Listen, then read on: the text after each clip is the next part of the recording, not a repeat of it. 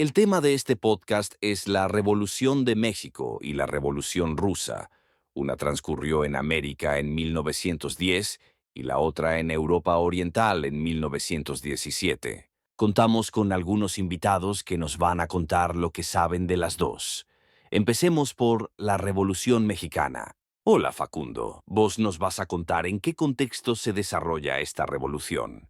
En el contexto que se dio la Revolución Mexicana fue en la época de la Primera Guerra Mundial.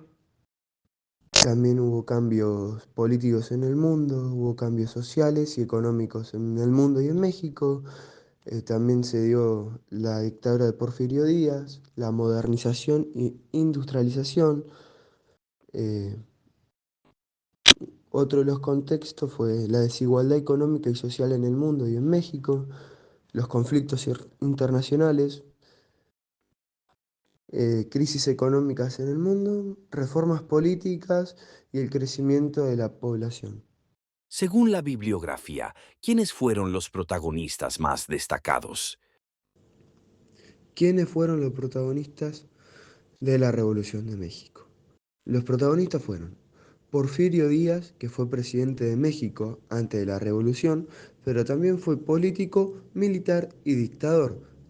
Después tenemos a Zapata. Zapata fue un líder importante para los campesinos. Después está Venustiano Carranza, político, militar y empresario, que apoya a Madero. Pues está Madero, fue uno de los más prominentes, ideológicos y líderes de la revolución. Y después está Francisco Villa, apodado como Pancho. Fue uno de los jefes más representativos de la Revolución Mexicana. ¿Cuáles fueron las causas de la Revolución Mexicana?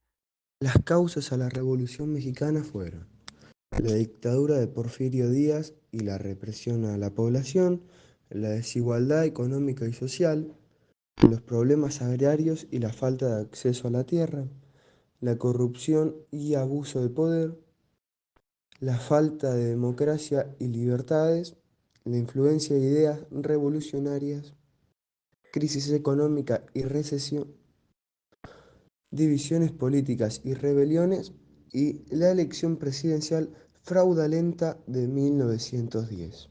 Hablamos ahora con Ramiro. En la Revolución Mexicana, ¿cuál fue el rol de las mujeres? Campo de batalla ya no había más hombres, se metían a pelear las mujeres y los niños. Una de las mujeres eran generalas o soldaderas, y este cargo se les asignaba a las mujeres para que estén al frente de un ejército. Otras eran enfermeras, que bueno, estas enfermeras eran las encargadas de curar a los heridos en el campo de batalla. También estaban las distribuidoras y limpiadoras de armas. Estas mujeres lo que hacían era pasar por el medio del conflicto e ir agarrando todas las armas que estén en el piso. Luego ellas las limpiaban y las volvían a distribuir. A partir de ahora dejamos América Latina y nos vamos a Europa del Este y Asia. Nos introducimos en la Revolución Rusa con Tomás. Tomás, ¿cuál fue el contexto en que se desarrolló la revolución? La Revolución Rusa fue uno de los capítulos más importantes de la historia contemporánea. Este movimiento introdujo un cambio radical en el país. Se acabó con el régimen de los zares en Rusia, que seguía un modelo absolutista y dio inicio a un gobierno comunista en el que todos los recursos y empresas eran públicos.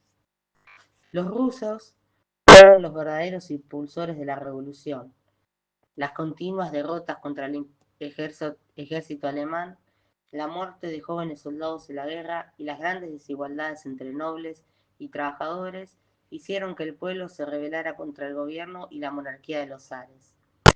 Después de organizar las primeras huelgas en febrero de 1917 y de conseguir que el emperador Nicolás II abdicara, los obreros y campesinos se organizaron en soviets, que son asambleas populares que acabaron politizándose.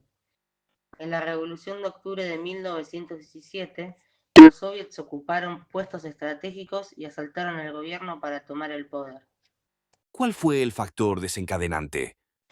Nicolás II fue el último monarca de la dinastía de los Románov. una familia que había gobernado el Imperio ruso durante más de 300 años. Él mismo reconoció una vez que no estaba preparado para gobernar y fue incapaz de afrontar la grave situación política del país.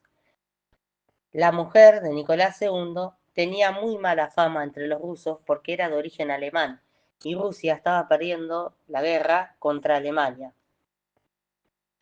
Kerensky fue el líder del gobierno provisional de Rusia, que surgió después de Nicolás II abdicara por las protestas de febrero de 1917.